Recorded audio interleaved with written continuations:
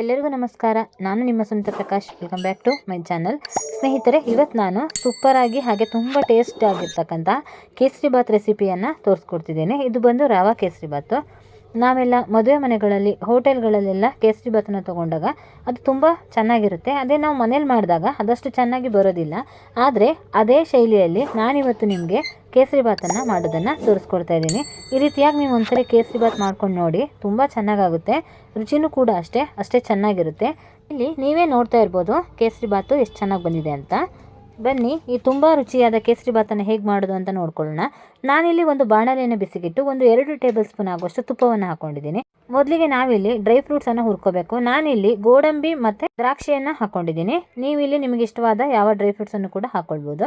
ಇದನ್ನು ನಾವಿಲ್ಲಿ ಹೊಂಬಣ್ಣ ಬರೋವರೆಗೆ ಕರೆದು ಎತ್ತಿಟ್ಕೊಳ್ಬೇಕಾಗುತ್ತೆ. ಮತ್ತು ನಾನಿಲ್ಲಿ ಇದಕ್ಕೆ 2 ಟೇಬಲ್ ಸ್ಪೂನ್ ಆಗುವಷ್ಟು ತುಪ್ಪವನ್ನು ಹಾಕ್ಕೊಂಡಿದ್ದೀನಿ. ಇಲ್ಲಿ ನಾವು ರವೆಯನ್ನು ಹುರ್ಕೊಳ್ಬೇಕಾಗುತ್ತೆ. ನಾನಿಲ್ಲಿ ನೋಡಿ ಈ ಕಪ್ನಲ್ಲಿ 1 ಕಪ್ ಆಗುವಷ್ಟು ರವೆಯನ್ನು ತೊಗೊಂಡಿದ್ದೀನಿ. ಇದು ಬಂದು ಮೀಡಿಯಮ್ ಸೈಜ್ ರವೆ. ಇದರಲ್ಲೇ ಮಾಡ್ಕೊಳ್ಳಿ, ಕೇಸರಿ ಬಾತ್ ಚೆನ್ನಾಗಿರುತ್ತೆ. ಇಲ್ಲಿ ರವೆಯನ್ನು ನಾವು ಚೆನ್ನಾಗಿ ಹುರ್ಕೊಳ್ಬೇಕು. ನಾವು ರವೆಯನ್ನು ಚೆನ್ನಾಗಿ ಹುರಿಯೋದ್ರಿಂದನೇ ಕೇಸರಿ ಬಾತು ಚೆನ್ನಾಗಿ ಬರೋದು. ಲೋ ಫ್ಲೇಮಲ್ಲಿ ಇಟ್ಕೊಂಡು 5 ನಿಮಿಷಗಳ ಕಾಲ ಚೆನ್ನಾಗಿ ಘಮ ಬರುವವರೆಗೆ ರವೆಯನ್ನು ಚೆನ್ನಾಗಿ ಹುರಿದು ಇದನ್ನು ಕೂಡ ಎತ್ತಿಟ್ಕೊಳ್ಬೇಕು. ನಂತರ ನಾನಿಲ್ಲಿ ಅದೇ ಬಾಣಲೆಗೆ ನಾನು ಯಾವ ಕಪ್ನಲ್ಲಿ ರವೆಯನ್ನು ತೊಗೊಂಡಿದ್ದೆ ಅದೇ ಕಪ್ನಲ್ಲಿ 3 ಕಪ್ ಆಗುವಷ್ಟು ನೀರನ್ನು ಹಾಕ್ಕೊಳ್ತಾ ಇದ್ದೀನಿ. ಹಾಗೆ ಸ್ವಲ್ಪ ಫುಡ್ ಕಲರನ್ನು ಹಾಕ್ಕೊಂಡಿದ್ದೀನಿ, ಆರೆಂಜ್ ಕಲರು. ನಿಮ್ಗೆ ಇಷ್ಟ ಇಲ್ಲ ಅಂದರೆ ನೀವು ಹಾಗೇ ಮಾಡ್ಕೊಳ್ಬೋದು.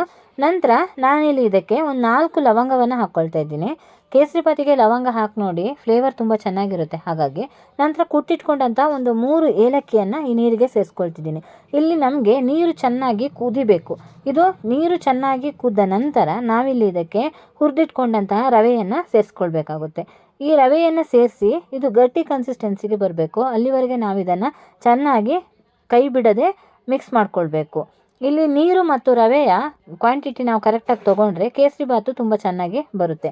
ನಾವಿಲ್ಲಿ ರವೆಯನ್ನು ಕೂಡ ತುಂಬ ಚೆನ್ನಾಗಿ ಹುರಿಬೇಕು, ಇಲ್ಲ ಅಂದರೆ ಕೇಸರಿ ಬಾತು ಅಂಟು ಆಗುತ್ತೆ. ಹಾಗಾಗಿ ಇಲ್ಲಿ ರವೆ ನೀರಿನ ಅಂಶವನ್ನೆಲ್ಲ ಹೀರಿ ಗಟ್ಟಿಯಾಗಿ ಈ ಸ್ಥಿರತೆಗೆ ಬಂದ ನಂತರ ನಾವಿಲ್ಲಿ ಇದಕ್ಕೆ ತೆಗೆದುಕೊಂಡಂತಹ ಸಕ್ಕರೆಯನ್ನು ಹಾಕ್ಕೋಬೇಕು. ನಾನು ಯಾವ ಕಪ್ನಲ್ಲಿ ರವೆ ತೊಗೊಂಡಿದ್ದೀನಿ ಅದೇ ಕಪ್ನಲ್ಲಿ ಅರ್ಧ ಕಪ್ ಆಗುವಷ್ಟು ಸಕ್ಕರೆಯನ್ನು ಹಾಕ್ಕೊಂಡಿದ್ದೀನಿ. ನಾನು ತೊಗೊಂಡಿರ್ತಕ್ಕಂಥ ಸಕ್ಕರೆ ಮೀಡಿಯಮ್ ಸಿಹಿ ತಿನ್ನೋರಿಗೆ ಕರೆಕ್ಟಾಗಿರುತ್ತೆ. ನಿಮಗೆ ಜಾಸ್ತಿ ಬೇಕಂದರೆ ನೀವು ಜಾಸ್ತಿ ಹಾಕ್ಕೊಳ್ಬೋದು.